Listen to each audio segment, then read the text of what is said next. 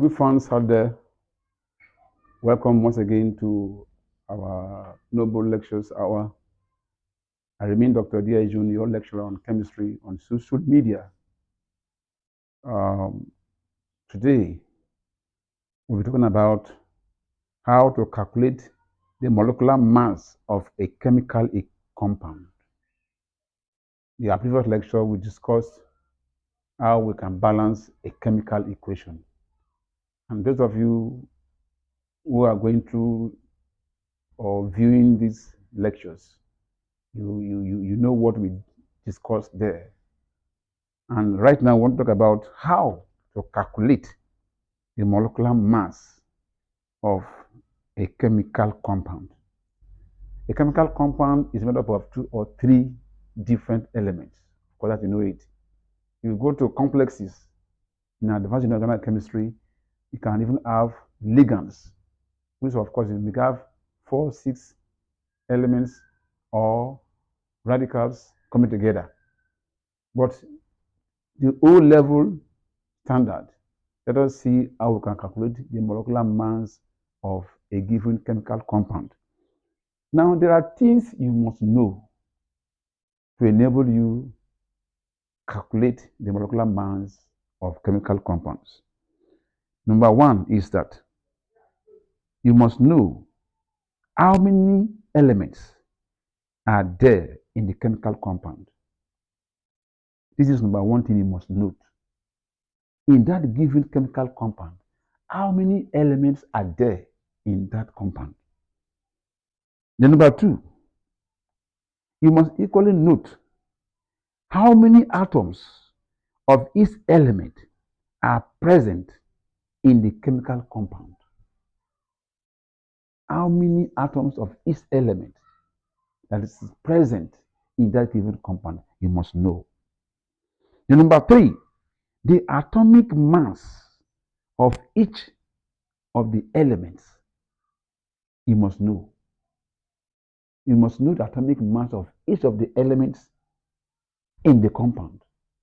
You have seen the compound is already given to you. If there are 3 elements or 4 elements in that compound, you must know the atomic mass of each of the elements that are present in that given compound. Very, very important.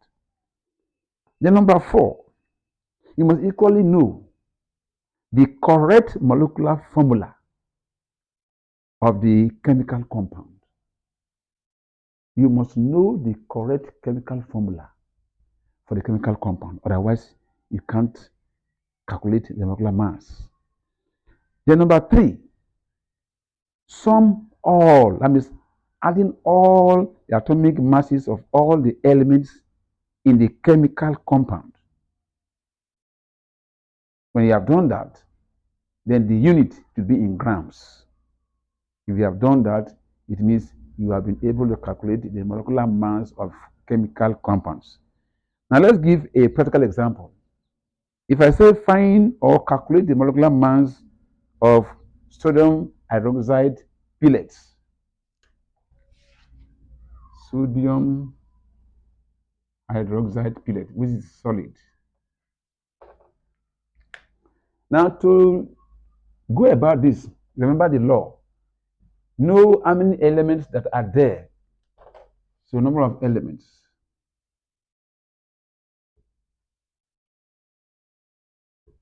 How many are there? 1, 2, 3. Sodium, oxygen, hydrogen. So there are 3. So, which is sodium, oxygen, and what? Hydrogen. That is 3 that are there. All right. Now, for you to calculate the molecular mass of this compound now is that you must know the molecular mass of 1 atom of sodium. And in this compound, sodium occurs only 1. There's only 1 atom here. If you remember the rules I told you, you must know the number of atoms of each element present in the compound. So, sodium, number of atoms here is just 1.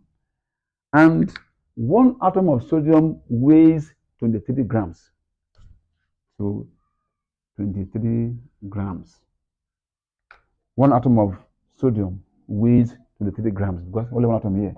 Then oxygen also appears only one here.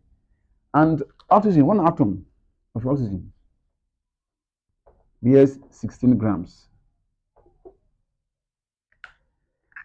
Then hydrogen appears only one time also. So hydrogen, one atom of hydrogen weighs 1 gram.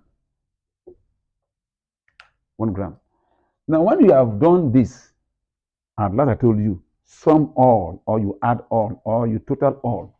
So if you add all now, 1 plus 6 is 7. 7 plus 3 is 4 and is 10.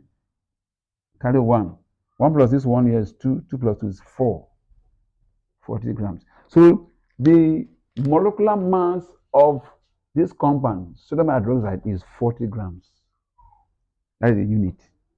So you can also calculate for many other ones. For example, now I say calculate that of sodium SO4.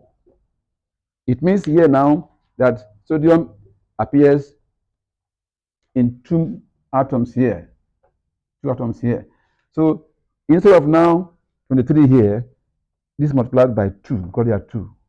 Sulfur is number 16, 32 grams for 1 atom. And it's only 1 here, 32. Oxygen here is 4 atoms.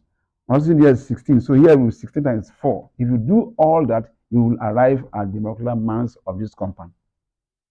So you can do this for any order, but if you are taking the rules into cognizance.